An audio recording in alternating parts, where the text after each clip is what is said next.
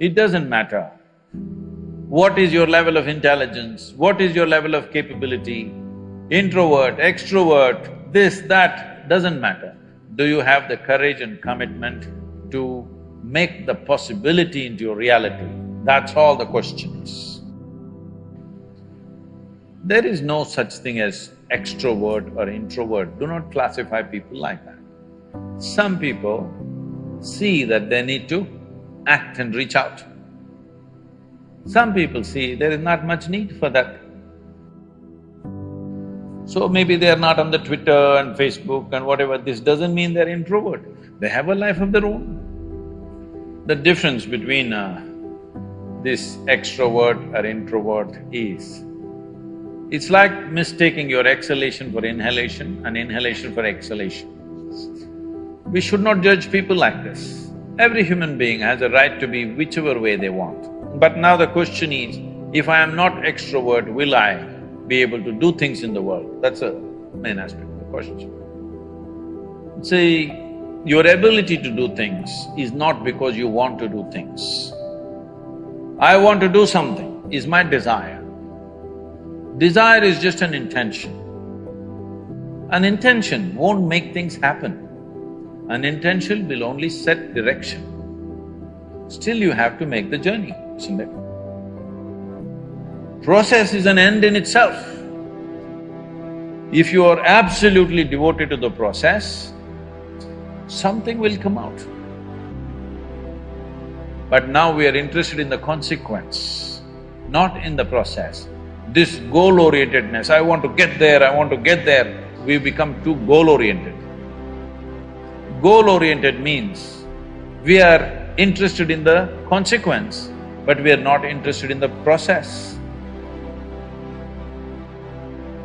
I think you should look at life like this. You must see how to enhance this one. Enhance this one means not blow up your ego in a big way. Enhance the life that you are. When I say life, I'm talking about the life that you are. I'm not talking about your body, I'm not talking about the structure of your mind, I'm not talking about… See, when people say life, you are supposed to decipher. They could be talking about their home, they could be talking about their relationship, they could be talking about their car or their dog or something. My life means something. I'm not talking about that, I'm talking about the life that you are. Are you alive? Are you really alive? Or just a bundle of thoughts, emotions, ideas, prejudices, opinions? Most people are just this. Because of that, we make conclusions, this is an introvert, this is an extrovert. Because without conclusion, you can't have a thought. You need conclusions and conclusions and conclusions about everything. Now I need to conclude, this is introvert, this is extrovert. Otherwise my thought every time freaks, okay, who the hell is she? But human faculties are such, I don't have to conclude, I can just look. This moment how she is, that's all that matters. Yesterday how she was, doesn't matter, isn't it? And tomorrow how she's going to be, you have no clue. Yes or no? Do not fix life, either yours or anybody else's. Do not fix it, because what you're calling as human life is a possibility. To make this possibility into your reality, you have to travel a distance. Do you have the courage and the commitment to travel the distance? That's all the question is. The simple thing is this, see, if your joy, your sadness, your happiness, your misery is determined by something or somebody around you, the chances of you being joyful in your life is remote. For every one of you, your life is precious, isn't it? It's a precious life. If something is precious, where do you want to invest this life? Into what do you want to invest this precious life? If this is a worthless life, throw it somewhere. If this is a precious life, what do you want to invest this life into? If you look at it this way, you will find something truly worthwhile to do. If you think in terms of how to earn a living, how to get this kind of thing, that kind of thing, then you will do something silly that you will regret for the rest of your life. Most people are a regret. That's why they're going around joylessly, because they're not doing what they want to do. They are not creating what really matters to them. They're doing something for a living. Earning a living is not a big deal for a human being. Every creature, every worm, insect, bird, animal is earning their living, isn't it so? With such a big brain, what is a big deal about earning a living? What is it that you're going to create? This precious life, where are you going to invest it? Are you going to invest it in something that's truly worthwhile, or are you going to throw it away as a worthless thing? This is the important thing, because what you call as my life is just a certain amount of time and energy, isn't it? As you sit here, your life is ticking away or no? You're young, you may not be thinking like this, but actually it's ticking away. What is ticking away is not time, what is ticking away is your life. So this energy that you call as my life, how are you going to invest it? Because if you're doing something truly worthwhile, it gets over before you know what happened. Only if you're doing something worthless, it feels like a long life. Something that happened 10 years ago, you can still suffer, isn't it? Huh? Something that may happen day after tomorrow, you already suffer.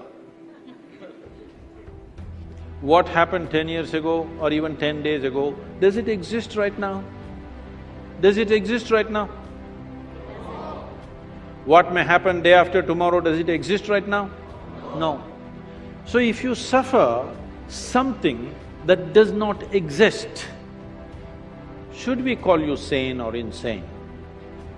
Success means what? I made it. What did you make? I bought a house site. You think that's an achievement? I got a job, I made this much money. This is a very constipated way of looking at life. I want young people to look at it in terms of how we can do something that cannot be done in this lifetime. Oh, what will happen if I don't fulfill it? If you work incessantly and still at the end of your life the job is not done, it doesn't mean you're a failure, it means you had a great vision. That's what it means. If you go outside in the garden and try to catch an ant who is born here, who's grown up here and probably he'll die here, if you try to catch him, he'll say, okay, crush me if you want. Is it so? He'll do everything to protect himself. He values his life, isn't it? Very much or no? Tiny little creature that we may not even notice, we may step on him without even seeing him, unfortunately. But he values his life immensely. Does he or no? He's got spark. But you, a human being, at least on this planet, you're the peak of evolution, physiologically at least. What the most evolved creature on the planet means is, it has the most complex neurological system and it has the highest level of cerebral capability. That means you can think, you can remember, you have memory. You have a very vivid sense of memory and a fantastic sense of imagination.